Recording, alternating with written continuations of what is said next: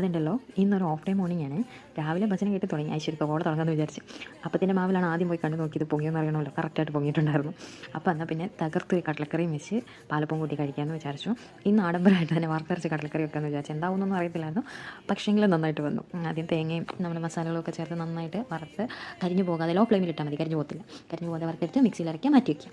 പിന്നെ പാൻ ചൂടാക്കുക, എണ്ണ ഒഴിക്കുക, കടുക് പൊട്ടിക്കുക, തേങ്ങ കൊത്തിടുക, ഇഞ്ചി കുറച്ചിടുക, തക്കാളി വേണമെങ്കിൽ ഇടാം, ഓപ്ഷണലാണ്. ഞാൻ ഇട്ടിട്ടുണ്ടായിരുന്നു. പിന്നെ അരച്ച് വെച്ച അരപ്പും വേവിച്ച് വെച്ചിരിക്കുന്ന കടല. ഞാൻ സവോള ഇട്ടിട്ടാണ് കടല വേവിച്ച് വെക്കുന്നത്. നമ്മൾ അമ്മമാരുടെ റെസിപ്പിയാണല്ലോ നമുക്ക് എപ്പോഴും ഫോളോ ചെയ്യാൻ ഇഷ്ടം. എൻ്റെ അമ്മ അങ്ങനെയാണ് ചെയ്യുന്നത്, അതുകൊണ്ട് എനിക്കത് അങ്ങനെ ചെയ്യാനായിട്ട് ഇഷ്ടം. അപ്പോൾ കടലക്കറി വളരെ റെഡിയാക്കിയിരിക്കുന്ന സമയത്താണ് മേളിൽ നിന്നുള്ളവർ വിളിച്ചിട്ട് പറഞ്ഞിട്ട് ഷീനയുടെ പാർസൽ വന്നു എന്ന് പറഞ്ഞു. പക്ഷേ ഞാനവിടെ പോയി തപ്പിയിട്ട് കണ്ടില്ല. അപ്പോഴാണ് മനസ്സിലായ അവിടുത്തെ ഒരാളുടെ അകത്ത് വെച്ചിരിക്കുകയായിരുന്നു. പിന്നെ തിരിച്ചു വന്ന് അപ്പം ഉണ്ടാക്കിയപ്പോഴത്തേക്കിനും അവർ വീണ്ടും വിളിച്ചിട്ട് പറഞ്ഞു അവിടെ ഇരിപ്പുണ്ട്, അതെടുത്ത് പുറത്ത് വെച്ചേക്കാം, ഒന്നെടുത്തോളാൻ പറഞ്ഞു. പിന്നെ വിശപ്പിൻ്റെ വിളിയായിരുന്നല്ലോ മുഖ്യം. കാരണം ഓഫ് ആയതുകൊണ്ട് ലേറ്റായിട്ടാണ് കിടന്നത്.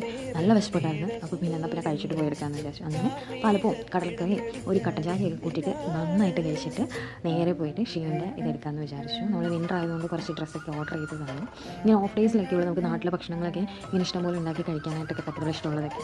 അപ്പോൾ അത്രയേ ഉള്ളൂ. ബൈ.